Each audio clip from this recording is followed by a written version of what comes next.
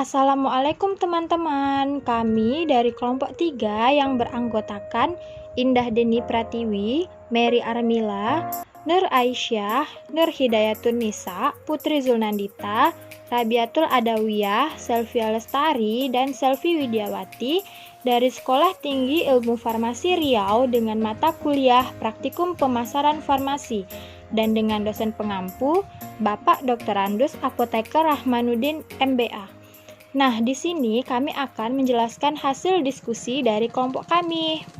Baiklah, untuk yang pertama kita harus mengetahui apa itu pemasaran terlebih dahulu atau biasa juga disebut dengan definisi pemasaran, di mana pemasaran merupakan suatu proses dan manajerial yang membuat individu atau kelompok mendapatkan apa yang mereka butuhkan dan inginkan dengan cara menciptakan, menawarkan, dan mempertukarkan produk yang bernilai kepada pihak lain, atau segala kegiatan yang menyangkut penyampaian produk atau jasa mulai dari produsen sampai ke konsumen.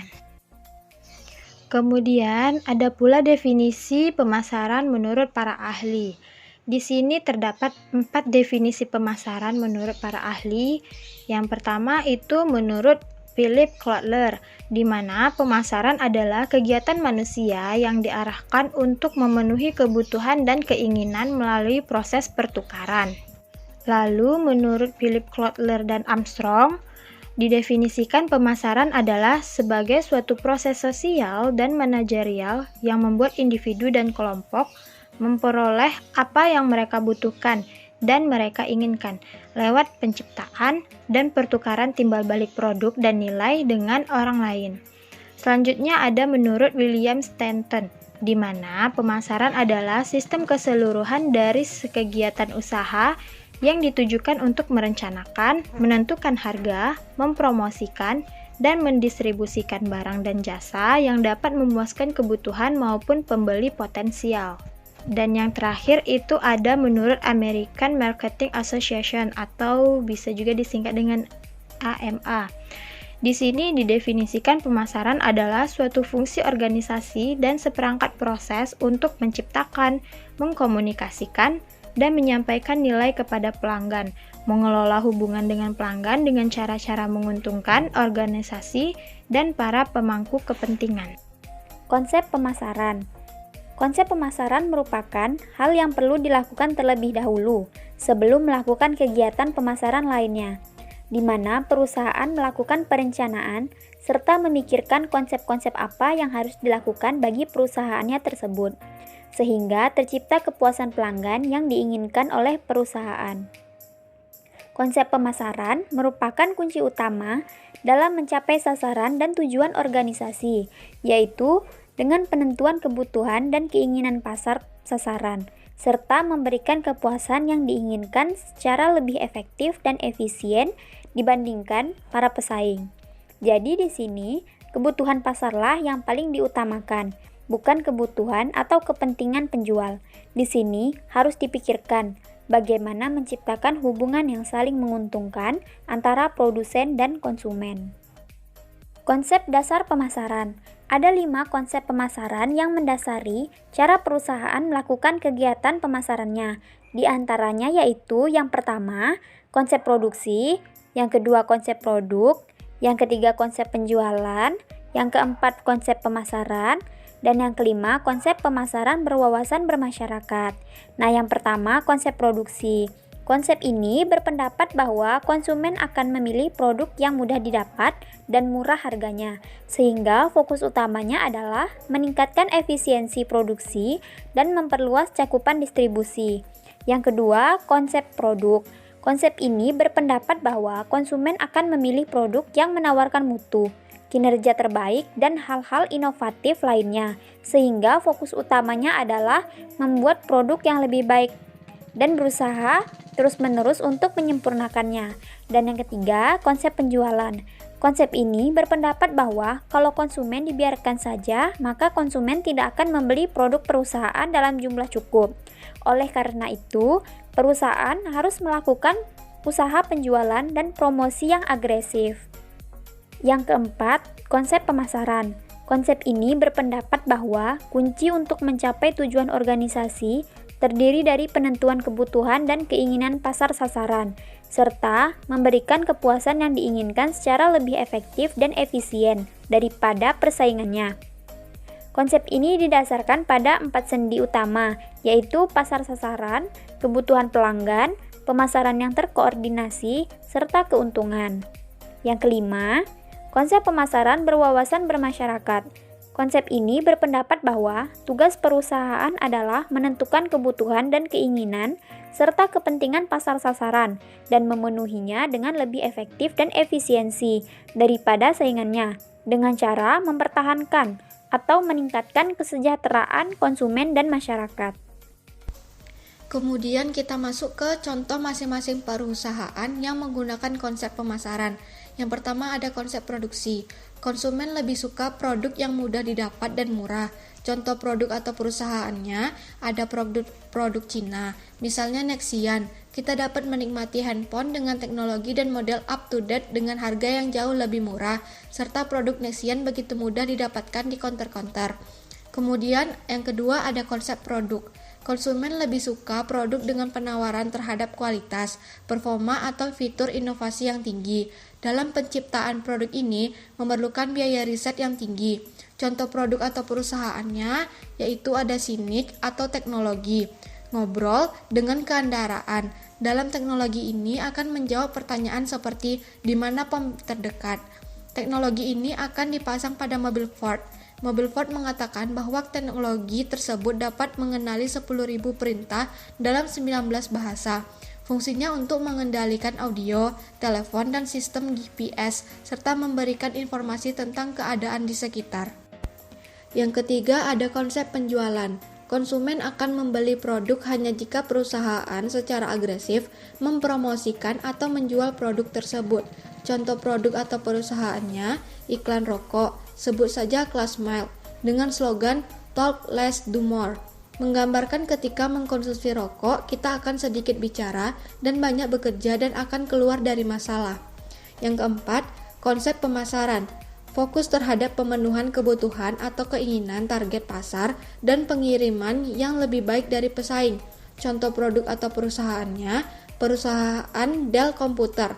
Pemilik brand Michael Dell membuat produk sesuai kebutuhan konsumen. Berawal dari hobi oprek komputer, Dell melayani pesanan upgrade PC komputer sehingga PC komputer akan menjadi lebih baik dari buatan pabrik. Selain itu, Dell membuat PC komputer dengan membeli kelebihan-kelebihan dari PC-PC di pasaran, sehingga Dell akan menciptakan PC dengan kualitas yang lebih baik dari standar pabrik, kemudian akan dijual langsung ke pelanggan dengan margin yang tinggi. Yang kelima, konsep pemasaran berwawasan masyarakat. Konsumen lebih suka produk yang mengangkat status sosial ketika digunakan. Contoh produk atau perusahaannya, atlet sepak bola Cristiano Ronaldo membeli mobil bermerek Rolls-Royce Phantom Dropped Coupe. Rolls-Royce merupakan merek mobil yang sangat disegani di Inggris. Mobil ini biasanya hanya dimiliki oleh para bangsawan atau orang-orang yang memiliki harta berlimpah. Hanya beberapa orang yang saat ini memiliki mobil jenis Rolls-Royce Phantom Dropped Coupe di Inggris. Baiklah, setelah itu bagaimana pemasaran farmasi di Indonesia? Sejarah pemasaran farmasi di Indonesia pada umumnya adalah dari industri farmasi yang berkembang menjadi pedagang besar farmasi atau PBF. Kalaupun industri farmasi sekarang sudah modern, itu berarti baru berkembang di era tahun 1970-an. Dan diikuti dengan kebijakan-kebijakan yang baru dengan regulasi pabrik farmasi maupun distribusi obat dari kebijakan pemerintah. Dalam hal ini, BPOM melalui regulasi CPOB maupun CDOB. Selanjutnya promosi. Promosi merupakan bagian yang terpenting dari produk-produk farmasi, sehingga menghasilkan market riset farmasi lebih banyak dengan melakukan audit pada resep-resep yang dituliskan oleh dokter, di mana riset ini dapat dilakukan oleh perusahaan riset atau oleh industri itu sendiri yang melakukan sampling ke dokter-dokter, rumah sakit, poliklinik, dan puskesmas berdasarkan riset pemasaran farmasi. Maka dibuatlah perencanaan pasar. Setelah itu semua masukan data diolah, yang hasil data tersebut dapat dipakai atau tidak dapat dipakai. Setelah itu semua akan direfleksikan pada produk yang akan direncanakan atau diproduksi. Selanjutnya, peran apoteker dalam distribusi pemasaran farmasi. Yang pertama, menyusun, memastikan, dan mempertahankan penerapan sistem manajemen mutu. Yang kedua, fokus pada pengolahan kegiatan yang menjadi kewenangan serta menjaga akurasi dan mutu dokumentasi. Yang ketiga, menyusun atau menyetujui program pelatihan dasar dan pelatihan lanjutan mengenai CDOB untuk semua personil yang terkait dalam kegiatan distribusi. Yang keempat, mengkoordinasi dan melakukan dengan segera setiap kegiatan penarikan obat atau bahan obat. Yang kelima, memastikan bahwa keluhan pelanggan ditangani dengan efektif. Yang keenam, melakukan kualifikasi dan persetujuan terhadap pemasok dan pelanggan. Yang keenam, meluluskan obat atau bahan obat kembalikan untuk dikembalikan ke dalam stok obat atau bahan obat yang memenuhi syarat jual.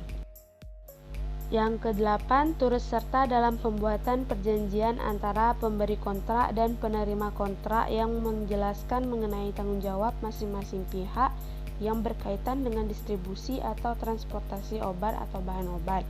Yang kesembilan, memastikan inspeksi diri dilakukan secara berkala sesuai program dan tersedia tindakan perbaikan yang diperlukan.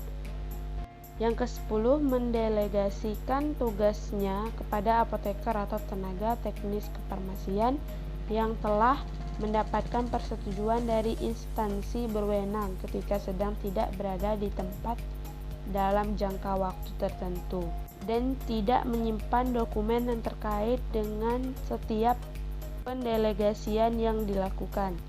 Yang ke-11, turut serta dalam setiap pengambilan keputusan untuk mengkarantina atau memusnahkan obat dan atau bahan obat kembalian rusak, hasil penarikan kembali atau diduga palsu.